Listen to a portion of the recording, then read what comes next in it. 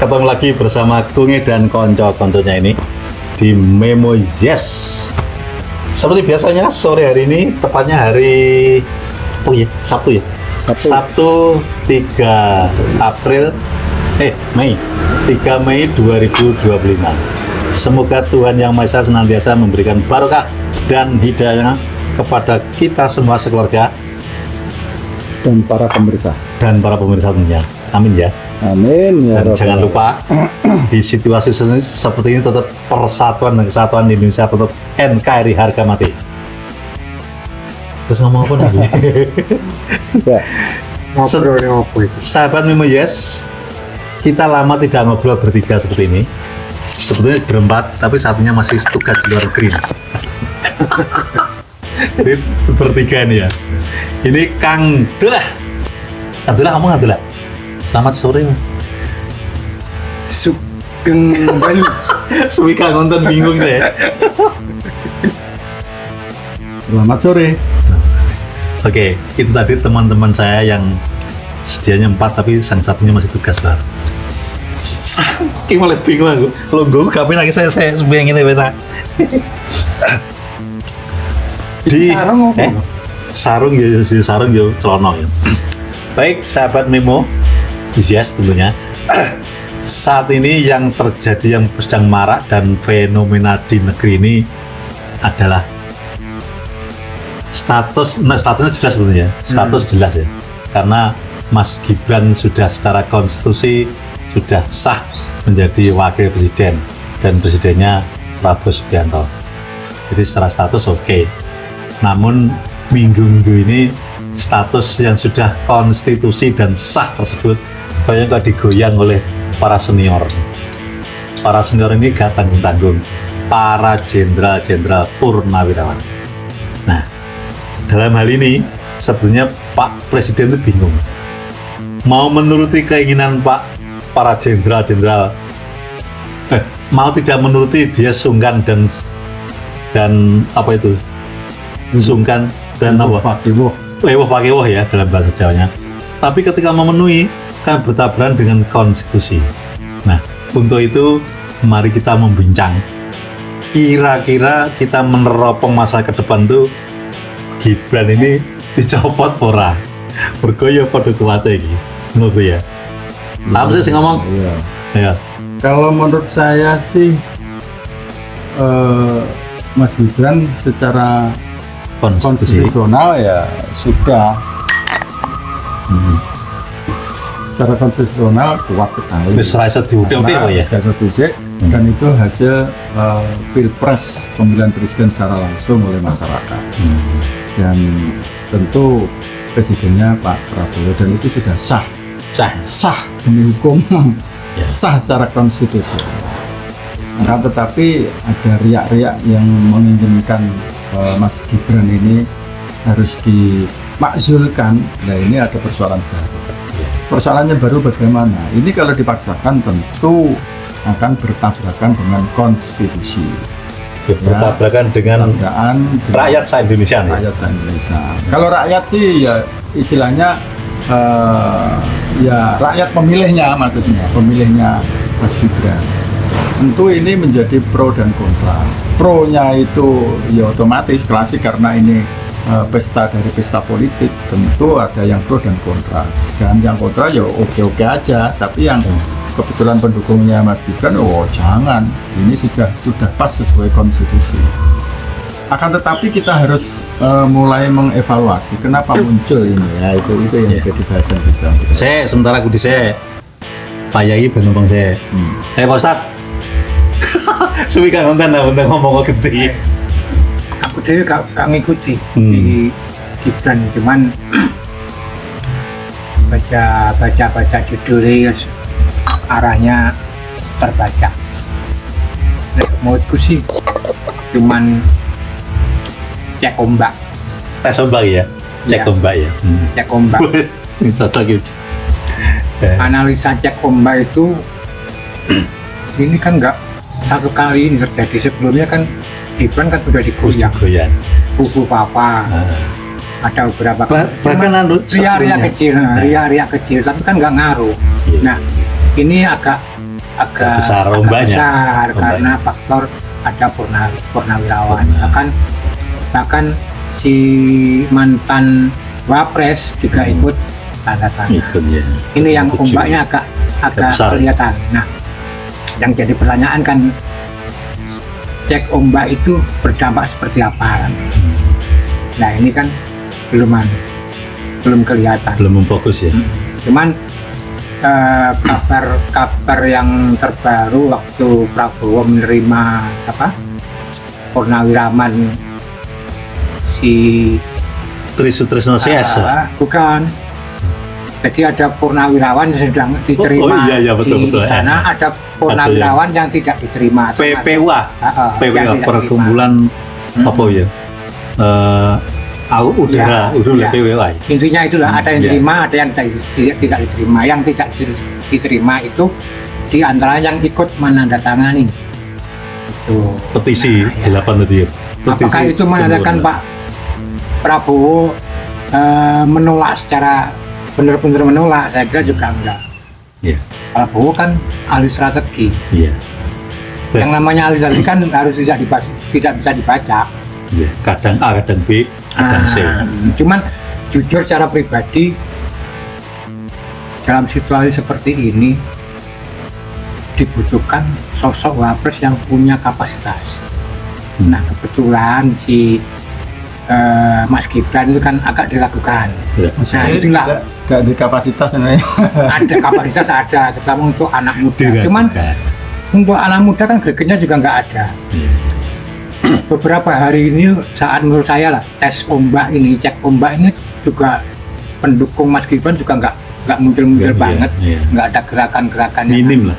Nah, dari situ sudah terbaca. Justru semakin kental nuansanya itu, Apa yang disampaikan Purna itu apa yang disampaikan ada. Purnawirawan itu ada betulnya. Iya. C, nggak ganti aku. Sebetulnya ya, tes ombak ini, tetap cek ombak melawan ombak ini, sebetulnya menurut saya nih ya, ini sudah terlambat nih. Terlambat. Karena begini, Belum ada setahun dong. iya, gini ya, kita review kembali ke sebelumnya ya, pra Pilpres ya. Pra Pilpres ini kan eksistensinya Gibran kan sebetulnya sudah diragukan terkait yang diajukan ke MK itu. Iya. Di MK kan masih pro kontra waktu itu. Akhirnya muncul SK MK 90 berapa tuh? Iya. Yang terkait dengan 100 berapa 69 berapa itu. Yang terkait umur tuh, batas umur. Nah itu sebetulnya saat itulah dengan para Purna ini maju seperti ini, petisi seperti ini, mungkin satu ya. Kemudian ketika MK itu mengeluarkan keputusan yang kontroversial yang mengakibatkan paman Pak Sapu jenenge pamannya Gibran itu loh, kan di skors tuh itulah digantikan. Tapi Bung. Saya waktu diumumkan kan ada fit and proper test tuh ya, kan ada kalau ada gugatan dan ini kan masih dilayani itu soalnya. Ya, dua. Terus ketiga lagi ada sela-sela lagi ketika setelah pengumuman MK tersebut, Gibran kan daftar ke KPU. Ya tak? Ya, di KPU itu sebetulnya PKPU ini yang dikatakan para Purna melanggar PKPU itu tadi. Karena apa? Waktu itu KPU itu masih menggunakan pola lama yang tidak terkait dengan putusan MK itu. Itu kan dua. Yang ketiga nanti ya. Keempat ini ya, seharusnya begitu KPU memutuskan bahwa Gibran menjadi calon wakil presiden, itu kan bisa direcokin loh, ada peluang tuh saja nih. Ternyata Gibran tetap bisa jadi calon wakil presiden, bisa kampanye, bisa debat publik, bisa apa. Dan berikutnya, ketika menjadi sah dilantik MPR, presiden dan wakil presiden.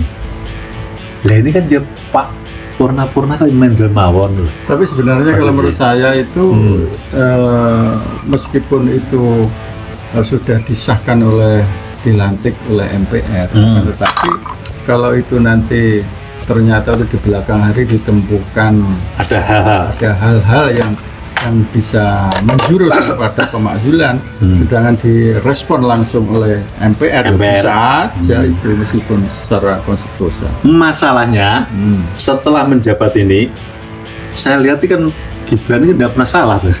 Artinya kan, Saleranya penyapu. kan? Tapi justru gini kok, justru cek ombak itu karena ada masalah. Iya sebenarnya. Jadi misalnya gitu. waktu isu Bubu Papa itu pintu masuk sebenarnya. Iya. Cuman nggak bisa pintu masuk gelondongan terus nangani itu kan nggak bisa. Iya. Harus ada dukungan dari masyarakat. Iya. Karena dia dipilih oleh masyarakat. Iya, itu bisa berlanjut ketika representasi dari masyarakat itu adalah MPR. Nah, Nah, sekarang kalau situasinya sudah dukungan Purnawirawan itu udah maksimal, makin besar karena pertimbangannya itu Indonesia kondisi yang saat ini butuh istilah apa ya, pancarap lah katakanlah, kalau kita nggak bisa ngomong berkualitas, kapan-kapan kan butuh pancarap.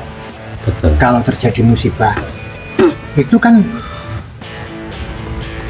yo iso kudu ngatasi minimal ya seperti berangkat dari situ. Ini para Purnawirawan ini mencurigai tanda kutip atau tidak mempercayai dengan kemampuan atau kapasitasnya si Gibran. Seandainya di tengah jalan ada sesuatu.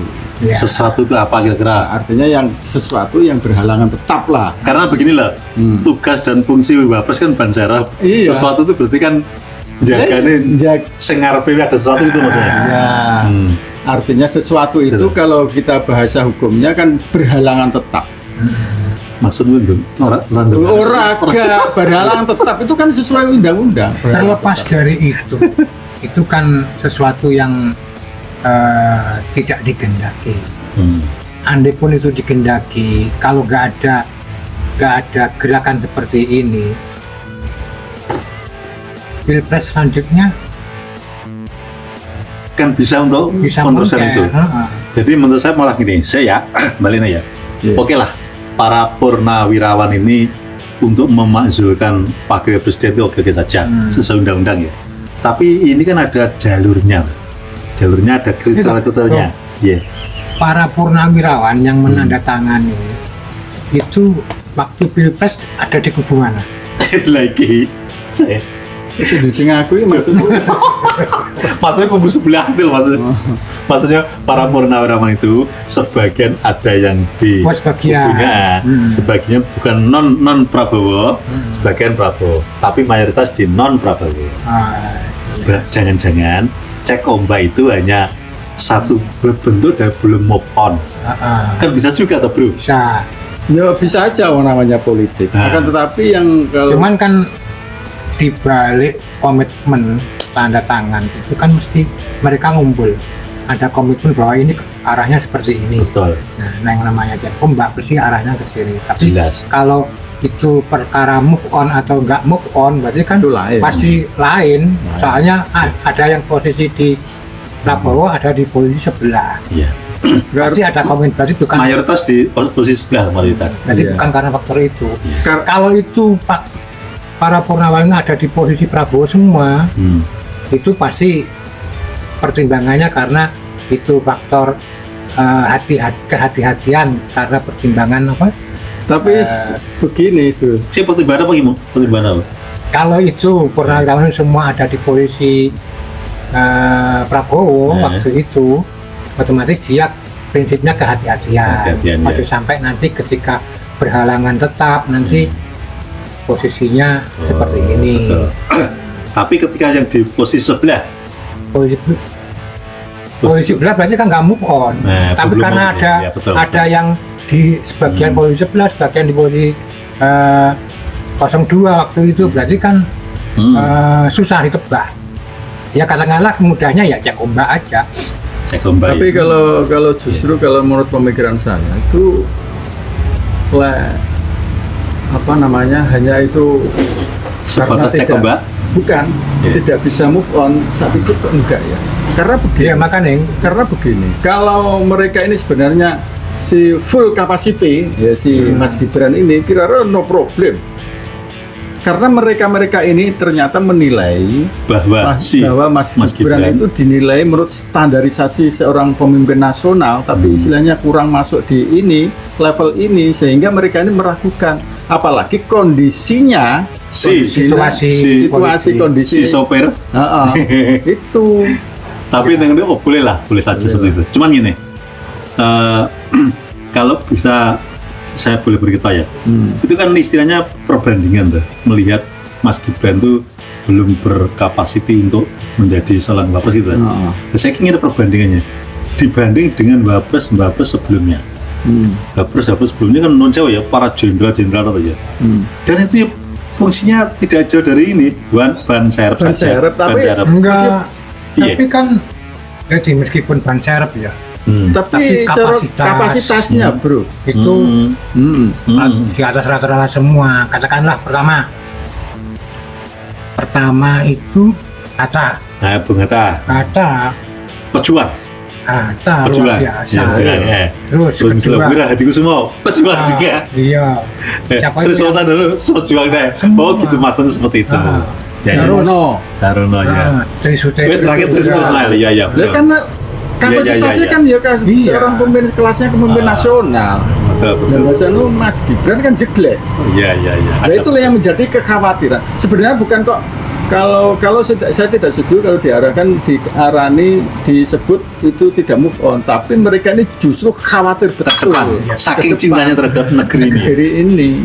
Sebenarnya kalau kondisi global itu nggak seperti ini mungkin wis no, tapi karena cinta semua terhadap NKRI ya akhirnya ada kekhawatiran semua otomatis yang cinta Prabowo atau yang enggak itu ya mesti ada kekhawatiran karena kondisinya kan luar biasa itu secara intern ya, tapi karena kita tuh di negara kita tuh negara hukum, jadi segala sesuatunya itu ya konstitusional nggak mendunikan aturannya. Ketika menaikkan ini sesuai konstitusional, ketika pengen menurunkan harus konstitusional. Ada berbagai cara. Tinggal mencari cara kan gitu. Carane mbok piye ambre itu corong niki ya secara konstitusional piye carane. Makane mikiro dijak golek cara piye. Ngono lho.